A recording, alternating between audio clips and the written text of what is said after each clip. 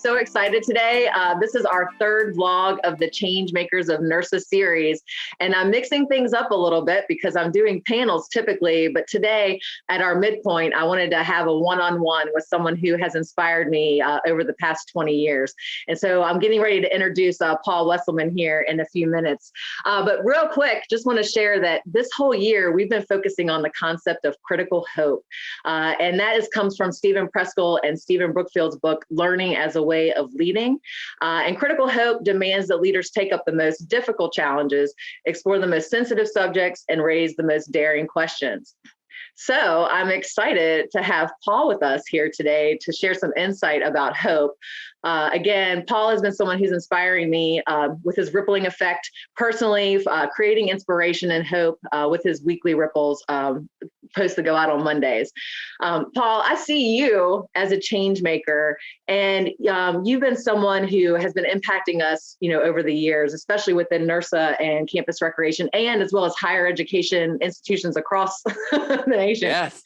On a personal note, real quick, before I turn it over to you, I can't believe that it was 1999, Milwaukee, Wisconsin, my first annual conference as an undergrad, where I got to be inspired by you.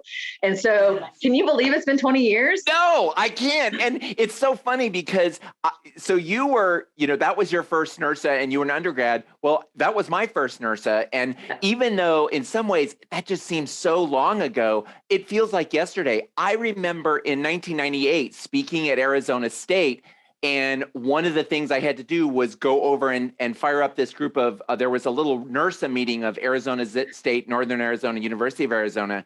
And there was this woman in the room named Juliet Moore. Oh. And she and I had this little bit of an interaction that made me think, like, I don't know, she may not like me or she may challenge me. Well, I don't know. And she came up and I thought she was going to be like, hey, and then she goes, I need you at my conference in Milwaukee. And I'm like, shut up, I'm in.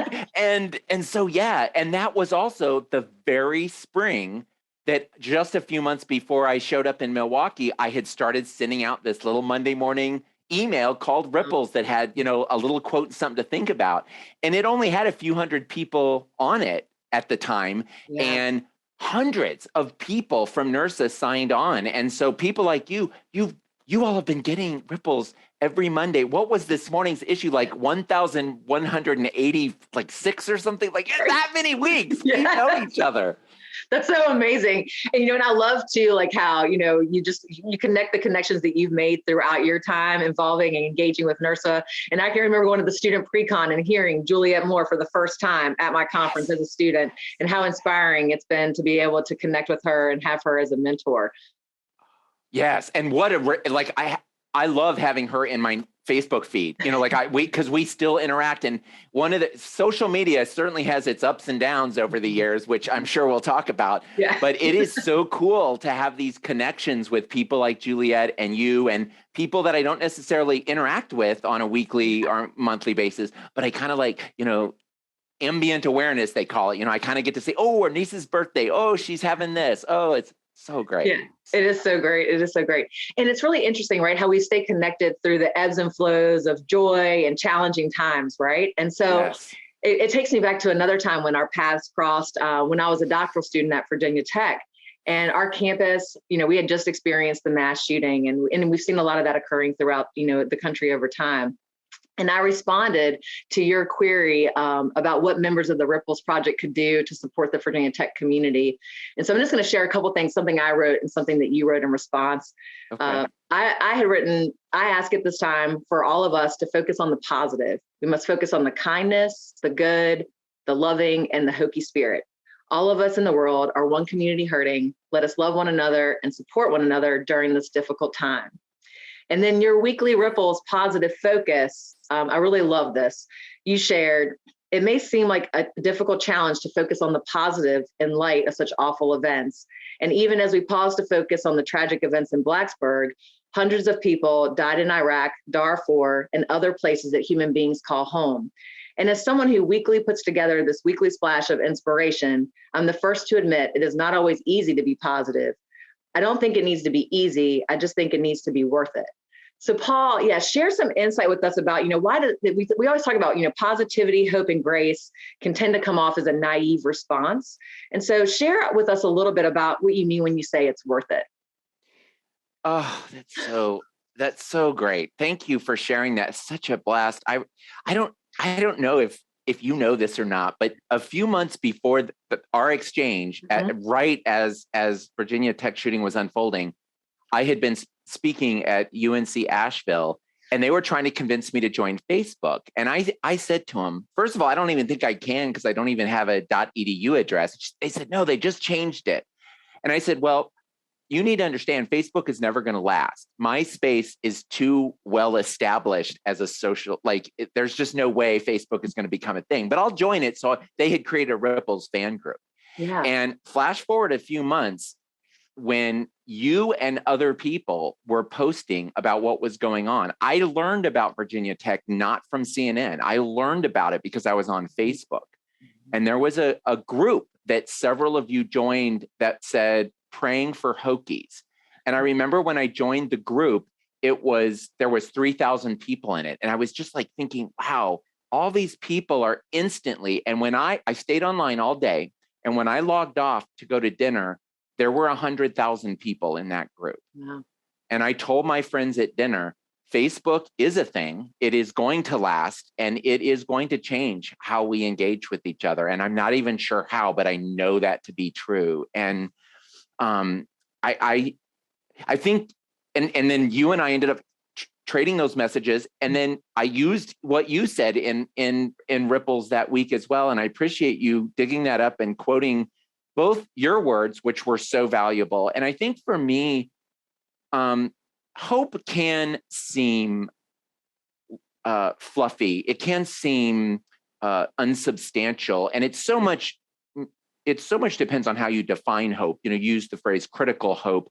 And in a lot of the research about what we mean when what we call hope, the researchers have certainly made a distinction between optimism, which is believing that everything is going to turn out okay, not necessarily with any foundation that anything is going to turn out okay. And also, I think a difference between naive hope and authentic hope is, at least as the psychologists that are studying hope, grounded in goals, having a goal for the future, and then having what they call pathway thinking, and agency thinking. Yeah.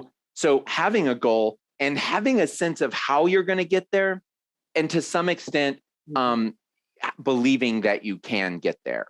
Yeah. And I think that, do you know, Abram Kendi's book, How to Be an Anti-Racist? Yes. Yeah. I have to grab that really quick. It's just yeah.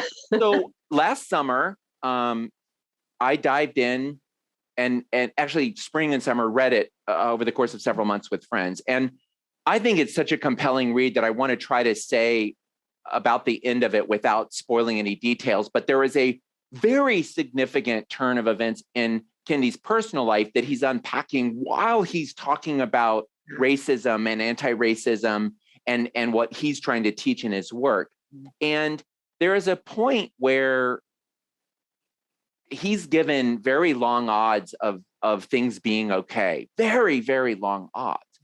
And he talks about this point where he chose hope, that he chose to be hopeful in that personal journey, not because the odds were good, but he thought the odds were better with hope than without. Yeah. And I think that for me is that, when I talk to people about the environment and the climate, just how dire I think things realistically are. Yeah. And I've been exchanging emails with somebody who's trying to get me to do more in the Ripples emails to talk about the environment. And as we were talking about it, for this person, there's just this sense of desperation, and that if we don't act immediately, all will be lost. Yeah. And I said, I'm really open to framing and talking about this. Yeah. I need to step back a little bit, because I think the way you're framing this is that there is no hope. And if there's no hope, there's no use talking about it in Ripples. Yeah. And so I think there's really hard decisions. I think when you talk about racism, and and how much work we've done. Yeah. And yet, oh my gosh, how much work there is to do. Yeah. I think there is reason. I think the biggest reason to stay hopeful is that despair is going to make things worse. Yeah. Yeah, no, I think I love how you brought up Kendi's book. We actually spent some time with students reading the book that Kendi and Jason Reynolds did together about anti-racism. And I saw an interview that they did, and Jason talked about this idea of progress versus victory. And if we're hopeful that the work will be continuous, but there should be these strides that are making positive change. And so, that really, and I feel like to be able to have progress versus victory is this idea of like, how do we stay hopeful, which really will connect later when we talk about sustaining hope. Yes. Yeah. Yes. And it's wild because I think as we even think about the past 20 years, later on, you and I connected again. We had an opportunity for you to come to the NIRSA annual conference in Orlando. That was back in 2016, which, okay, that's like 6 years ago now. Right. And so excited about you being able to attend, and I would love for you to talk with us a little bit about just the importance of crossing paths and connection, because you and I definitely have stayed connected. And it's really cool because I feel like it may not be like, maybe every 6 months and maybe a couple years, but there's always this way that we find each other, right? And how people connect. So when you think of your connections to NIRSA, experiences you've had at conferences, and just your visits and sharing on college campuses, what kind of comes to mind for you? Well, it's so interesting because, first of all, again, I have to take a tangent because when you say that was so many years ago, it was so many presentations ago. And yet when you say that, I instantly remember a slide that I made. We were talking, your NIRSA had recently refreshed its values, and we were trying to incorporate some of that. And I remember taking a picture of the eggs in my refrigerator and putting the labels of the I remember that on them. I remember that. Yeah. Yeah. And that, when I get asked to come in and it anytime somebody wants to pay me to talk, it's always a glorious thing. Yeah. When people are asking me to fire up a group of people, it is such a sacred honor. And it's compounded by the fact that it's a group that I had hung out with a lot. And when I was asked to give the closing keynote after being the invited speaker for so many times, it's funny that my connections to NIRSA really meant both an invitation, but really to me, an obligation to go so much above and beyond what I would typically do to prepare for something. When I added up all the NIRSAs I had been to and all the NIRSA institutions that had brought me in, I thought, all of that means this is the, one of a pinnacle event. And I remember sitting on after Kathleen Hatch wasn't going to get to be there. She was going to have to fly out. And she was one of the NIRSA presidents I hadn't really got to know beforehand. And I think all these NIRSA presidents, I don't think you all realize, like, you're famous. And so when all of a sudden they come up, you're like, oh my gosh, I'm like, oh, this is Kathleen Hatch. And the Darcy Bingham, I remember talking to her about some of these concepts that I had been so excited to unpack in the organization. And some of the things I developed for you all, some of the ways I talked about things in that speech ended up rippling into so many of my other presentations, because we were talking about change. We were talking about how to know when to let go, when to hold on, and when to look forward. And I remember. And those three things. You hear that again.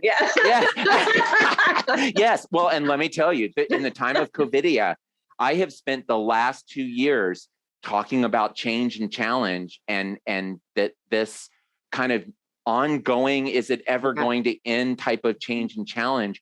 It turns out that lots of us that have been through hard stuff didn't realize that a lot of those were training grounds for us to be able to make it this far in what has been a period of change and challenge and tumult and uncertainty. Just it really is. And like that whole idea. Oh, go ahead. Yeah, go. I just wanted to say before I was afraid we would move on. I will say, I love all the associations I hang out with. And because my background is in higher ed, it was really fascinating. In 99, here I was with a master's in higher ed, having worked on several college campuses and kind of had a reputation in some circles already, but NIRSA had never heard of me. No one in NIRSA had really heard of me. And the explosion of work that came out of that was huge. And because of the way NIRSA encourages undergraduate students and involvement, and graduate students too, but I feel like other associations know, hey, these grad students are coming into the field, we need to grab them. Right. The way NIRSA values, prioritizes undergraduate students. I remember NIRSA presidents, the way watching Stan Shingles, for him, everyone knows him, everyone's coming up, president this, da, da, da, da, da. And absolutely, if a student wants to talk, there's no, like, oh, let's make time. And there's many NIRSA leaders have told me, oh, I make more time if an undergraduate student wants to have lunch with me, then because I can connect with these folks some other time. Right. Since they're the future of our industry. And I'm telling you, NIRSA seems to get that and practice what they preach in ways I think other associations need to learn from. Yeah. Really. And I think, and this is a great connection with the change, all the change and challenge that we've been focusing on this year and navigating in person or virtual, and how do we create these connections with our future students. And even if I think about my son, who will be 14, his whole year of 7th grade virtual, having to re-socialize. And, so it's really an opportunity too, for us to figure out ways to be innovative with our undergrads and grad students as we kind of navigate this upcoming time. And it really kind of focuses on this whole idea of these upcoming Changemaker vlogs. So I'm going to have 2 more in this series, and one is around sustaining hope, and the other is going to be around kind of adjourning and empowering others. And so really, when you think about future generation, how are we all connecting, across generations to do this work? And before we kind of wrap up some of our time together, I'd like to get your thoughts on the concept of sustaining hope. And so sustaining hope is really learning how essential it is to be able to point to evidence that people's efforts are making a difference. And if I use an example, I think about you. I think about ripples and the influx of this positive change that may impact people. When I think of sustaining hope, that action may be different based on where people are and where they find themselves on their journey. And so some of it might be where you're just inspiring me to maybe smile and be kind that day, or it might be like, here, I'm ready to take some action and I'm getting ready to create this program and do something. And so so talk a little bit about this year of pandemic, exposure to racial injustice, the Great Resignation. How does sustaining hope benefit us?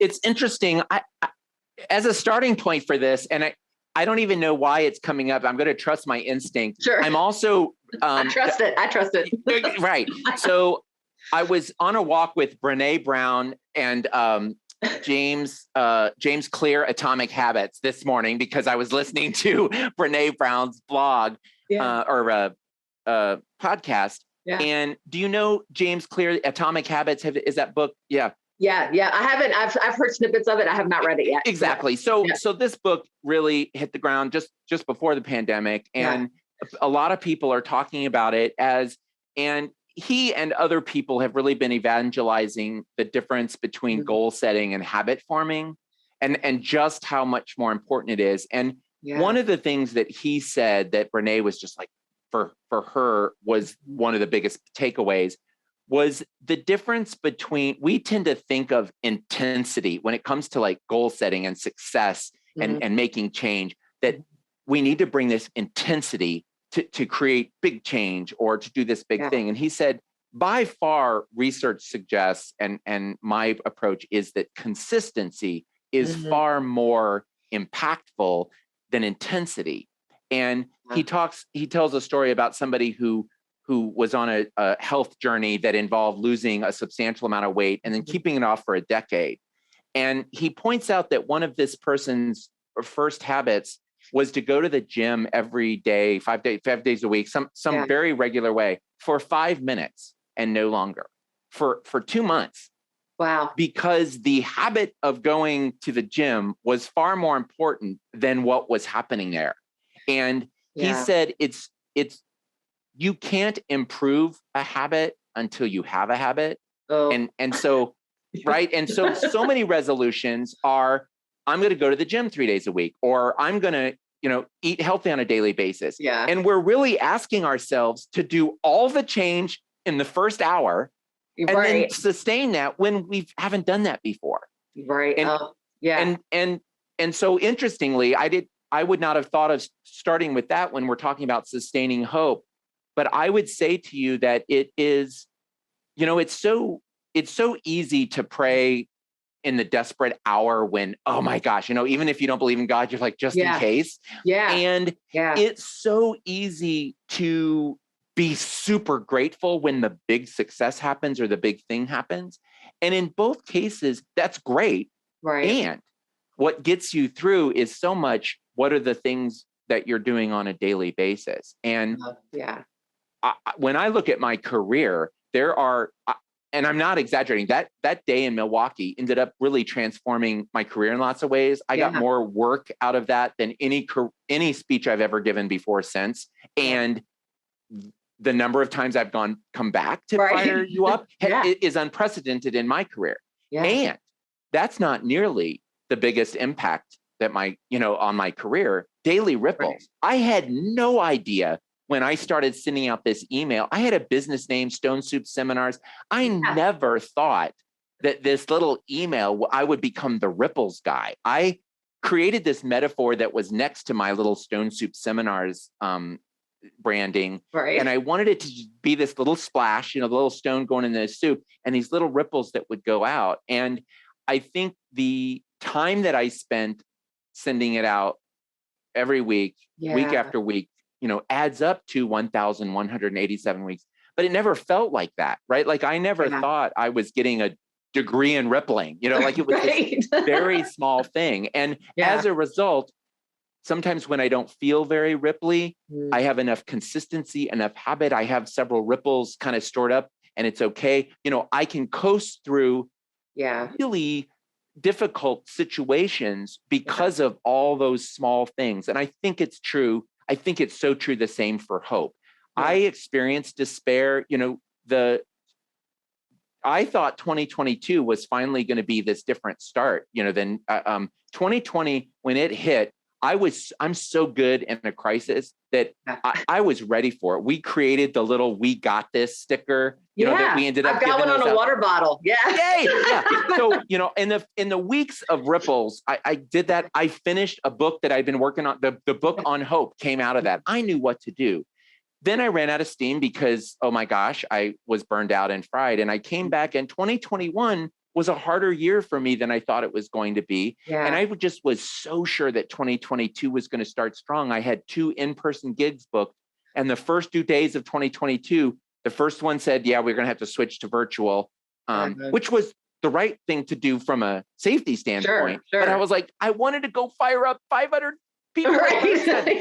And then the next day, another group, the only other in-person gig that I had, canceled and rescheduled for 2023, which I don't even know how to write that number down. That's so far away, right? Like, I'm like, I think she made up that year. I don't even think it exists. Yeah, right. And I would say, I don't know if devastation is the right word, but despair. I felt despair for 3 days. And it just felt so awful. And then luckily, I had all these systems in place where I had some presentations coming up, and I have my weekly ripples, and some of them were good. Like I had plotted out, I'm going to talk about this and talk about this. And there was one I sent out a few weeks ago, Cara, and I'm glad other people benefited from it. I think it saved me. Like it helped me remember that hope is sustainable when we're feeding it, when we're watering it, when we're spreading it around so it can come back to us, when we're letting other people help us. I don't know about you. I am so much better at helping people than being helped. Times 10. No. I mean, it really is. And, we could sit here for a couple hours talking about just the various things that you and I individually have gone through, and just thinking about all the things that so many people are going through. Right. And, and just to say, for me individually, reading your ripples at a time of dealing with some personal challenges with, well, getting married, becoming a stepmom, having, my fiance being in a car accident, starting department chair, being in my second year of the presidential track. Like we all have these things going on. Yes. And it's interesting how sometimes the sustaining hope when our hope levels might be low, come from the other people who have that energy at that time. And it's like so cool to see the reciprocity of investing that into each other and sharing that and being vulnerable, but just knowing that it's that ripple effect, it's just kind of this movement of the water that's happening, and we get to give that to each other. Right. And we trust, like, I think it doesn't have to be, I think so much of networking, I've done so many networking workshops for you all over the years. And so many times people think you're supposed to have a system, like I'm supposed to call 3 people a week and do this and go that. And if you're into systems and you find a system that works for you, that can be so great. I say when you have an impulse, Vicky High Street the other day, I just had an urge and I sent her a postcard. And, a few months later, we ended up getting to talk on the phone, and it wasn't, she wasn't on my chart of people I have not reached out to. And I just trust.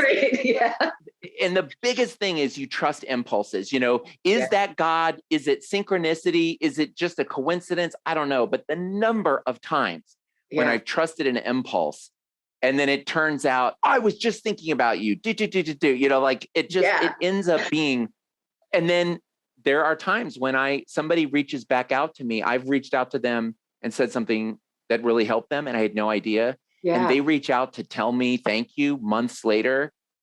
And it's so helpful to me because I'm at a down point and they're like, I'm sorry it took me 3 months. And I'm like, I am so glad it took you 3 months because I'm feeling so poopy right now. Right. Like I still needed that right now. Right. I needed that. So trust me, it's perfect. Yeah. No, it's so true. And I think that, that's what makes me so grateful just for the moments when I think about the moments that we've shared, and we can think of so many moments that we've shared with higher ed colleagues and people within NIRSA. And it's funny when I think about last fall, because it had been a while from talking with you. And so we connected and I decided to do the walking meeting so I could, fresh air and talk about the past 18 to 24 months, and just left, feeling inspired and hopeful from that conversation. And to me, that really seems like that really gives us this energy to be able to spend that time together. Yes. And so it really wants me to ask, one last kind of question is, okay, how do we empower others to exhibit critical hope and sustain hope? I think the best thing that we can do is practice what we preach, because authenticity speaks so loud. And I think anytime I'm able to literally practice something that I've said, I've been making these little pep talks that I put out online. And I have gone back and watched them a couple times. Mm-hmm. And I am very proud of the fact, I will tell you this, I'll just whisper this to you. Oh, wait, a whole bunch of people are watching. But I will say that in the time of COVID, one of the things that I'm most proud of is that I remember I made this video about the 4 squeegees, and it's sort of like a loving kindness meditation where in my shower, I have to squeegee after each shower. Yeah. And I've always hated squeegeeing. And I started doing a loving kindness meditation, and I tweaked it recently. But so I start with, may I be healthy, may I be wise, may I be safe, may I be wise, may I be at peace. And then my next step is to think of somebody I care about, and may Jamie be healthy, may Jamie be safe, may Jamie be wise, may Jamie be at peace. And then I pick somebody that I'm a little frustrated with. And I say, may this person be healthy. And I love that. And I'm so lucky that it has stuck as a habit. So now if I'm squeegeeing, I am mentally thinking healthy, I am constantly sending me message, healthy, safe, wise, at peace. And the fact that I do that, And no one really knows that watches that video that actually I'm on day 250 of squeegeeing, loving kindness to myself, to others. But I think that matters. And so I think anytime, even when Cara closes the laptop and no one sees and practices what she preached, you're helping sustain hope. You're helping invite people to hope more. And I think the next level is that I think so much is trusting our instinct and seeing the opportunities where somebody that we're in charge of, a supervised lead, or just somebody that's there, that the person. And I think the final thing that's so important is meeting people where they're at. Yeah. And I think there's two things that come into play. The curse of knowledge, once you know something, it's very hard to remember not knowing it. Yeah. And in higher education, I'm going to pick particular around issues of diversity and inclusion. We are often learning things and being challenged by people, and then we go out into other spaces where people haven't had the same background. And I remember, teaching RAs that we don't call the female students girls, they're women. Right. And the RAs learn that in RA training, and then you hear them talking to residents. They're not girls, they're women. I'm like, and that's going to inspire, like, right? Yeah. and meeting, and I would say to them, my challenge when I used to hear somebody say that's so gay. Yeah. I would say, tell me more about what you mean, because that word means a couple different things. Tell me more what you meant, and I meet them where they're at. Yeah. And it wasn't time for homophobia 101. Right. It wasn't time for heterosexism at that time. I was trying to understand, tell me, and then really meet them there. And then maybe afterwards say, oh, you might want to choose a different word just because as a gay dude, that makes me think of something else. And I got confused. Yeah. And I think that really helps when people are feeling despair. Hope feels false if you come and say, well, at least all you have to do is, and when I hear from people who are grieving, there are so many times when someone we genuinely care about is grieving, and the pain that we're actually trying to eliminate is our own. We feel so bad that this person is pain. It is uncomfortable for us to see somebody we care about in pain, and we want them to not be in pain for us because it's uncomfortable. Right. There is nothing we can do to take away, to erase, to minimize the pain that they're experiencing. That's true. It is in some form, it is going to be with them for a long time, if not forever. Yeah. Meeting them where they're at and holding pain, holding somebody there, I think creates a bond, creates an opening that there may be then the next conversation to send some messages of hope, to invite people to say, hey, have you thought about this? Or what about this podcast might give you a lift if you need it. I love that whole idea, when we think about like exhibiting leadership and this idea of listening to understand. And I love the idea of and asking questions to better understand why someone feels a certain way. And the opportunity, I've been hearing a lot of people talking about, the not the typical ally. Right. And then if you are there meeting people where they may not have the right, we may not think that they have the right language because of our privilege of having opportunities to learn. It creates this really amazing thing where you see people engaging in these challenging conversations and wanting to learn more by us not pushing them down because they're trying, right? And then how do we create that space, right? Right. And in the opening, when the pandemic was a thing and Jamie came home from work and all my gigs got canceled, I spent 24 hours brainstorming what are the messages that the Ripples guy needs to put out. And this little sticker I came up with was curious minds, open hearts, and calm spirits while we nurture our health. And for the curious minds piece, it was so much, how can you replace some of the judgment you're feeling about the other side with curiosity? Tell me more. Imagine you're writing a book report. You're not trying to influence them because, by the way, you're probably not going to be able to. Right.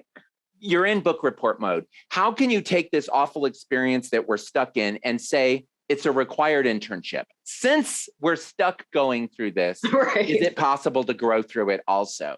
And finding the level to meet people where they're at with the curious minds. I think, just the way you said it was just brilliant. That's where I think that's where I think there's tons of learning possible. Yeah, I think that has been probably, if I have to say, of any, one of the top 5 gifts that I've received this year has been the opportunity to engage with friends and people in my own community, family, and then within our association based on those various levels and getting into deep conversations and dialogue and challenging one another.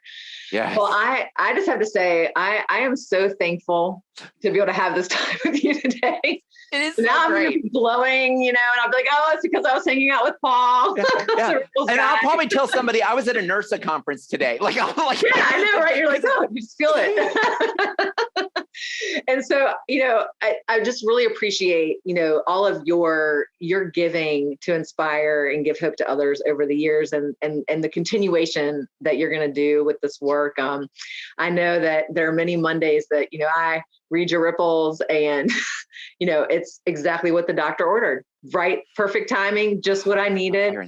And I really want to encourage NIRSA friends to get a daily dose, by signing up for ripples. So before we wrap up, I need you to let us know how we can track you down if we want to subscribe to Ripples. Oh my God. Any other hopeful content that you have unleashing. And I'm also happy to share little links too that we can. Yes. So the short answer is Google me, you'll find me. You can sign up on my website. But listen, so it is so true that NIRSA, if I think about all the paychecks I got, right, from gigs over the years, when COVIDia happened, when I entered the time of COVIDia, my income was wiped out. But what was so amazing is that because I've had all these years of people bringing me in, paying to have me speak, and I've been saving, I always thought that this would run its course and I'd want to go back into higher ed and work someplace for full time. So I always wanted to be used to making higher ed income and not, oh my gosh, I'm making a lot of money as a speaker. So I always was saving money. So for all of 2020 and for much of 2021, I was really able to be the Ripples guy and not worry about a salary because of all of the organizations, including tons and tons of NIRSA and NIRSA schools. And the very first thing that happened, this sticker, when I dreamed up this idea on March 13th, literally on March 15th, I put on social media, I want to give away 500 stickers. I just got all my gigs canceled. Can anyone pitch in some money? And within 24 hours, we had ordered 500 stickers and I ordered 500 stamps. Wow. Before the 500 stickers came, we had enough money come in that I could order another 1,000. Wow. And Cara, we've given away over 5,000 stickers because of people that pitched in. So I say all that to say, I dreamed up something last week after we set this up and I created a little email. And so if people send a blank email to nirsalove@theripplesguy.com, they can put Ripples in the subject line and I'll sign them up for Ripples. But if they don't want the weekly Ripples, they don't have to. But what I did is I put together a little collection of little digital treats. So the little quote pond where you can go and get a little quote whenever you need it. And how to sign up for Ripples. And then, Cara, I don't know, do you get the Daily Splash, the text every morning? You know what? I haven't been getting the text, so I will sign up for the text. Well, I always get the Monday, but the Monday email. Right. Some people, the idea of daily is too much, but next month will mark 10 years. Just like I got on Facebook pretty early, I got on Twitter pretty early and started posting what we eventually called the Daily Splash, a quote every Monday. Well, people could get those as texts because of this weird backdoor in Twitter that went away when COVID started. Okay. So we found this cool way that I can text people a quote every Monday morning at 11 Eastern time, 8 Pacific. And again, it's free. Some of my supporters pitch in money to cover the cost. And so I put directions on how to sign up in that email. And so if you send a blank email to this, nirsalove@theripplesguy.com and put Ripples in the subject line if you want. Otherwise, you can put your favorite color or whatever you want in the subject line. And so that will give them a bunch of whole little treats. And it is my sincere hope that someday I will get to come, and back and be with NIRSA. But here's what I know. Even if that never happens, I get to be with NIRSA people every day of my life. There are people in NIRSA who follow me on Ripples and touch base with me. Some of my Patreon peeps I met from NIRSA.